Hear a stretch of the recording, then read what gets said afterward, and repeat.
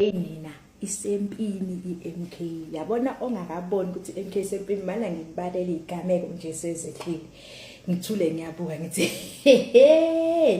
hey kwazi kwa early wazi wami udu 2025 one qale kwabalisa sigameko sika Mary Phate ukuthi accuser ubaba Judge Hlophe of, and then sathi sisalele lokho uNhlamulo sathi uyayiphendula leyo ndaba kwajiwa indaba yaphendulwa about uZuma noChrizane.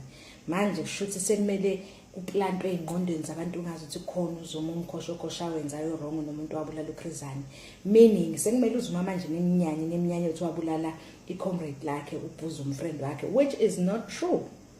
Kodwa ke ngoba njengamanje sisebenza ngengqondo zabantu, sisebenza nge-psychology right now, sathi sisabheke lokho kwa hack phone kaNhlamulo. Hayi usalalela ukuthi hayi ifoni kaNhlamulo ihackiwe. Hayi uDuduzile uye ecourt. Uya ecourt for what now?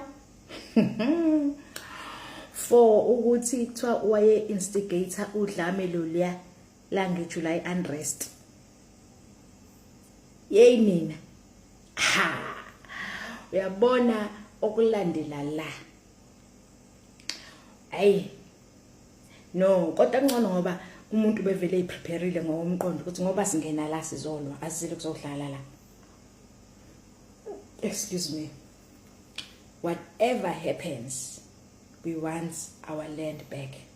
Whatever happens, we will protect President Jacob Zuma.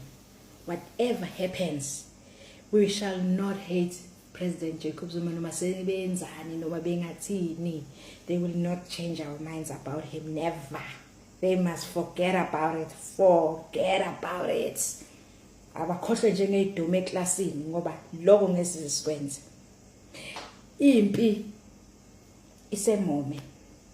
Ziyakhala manje.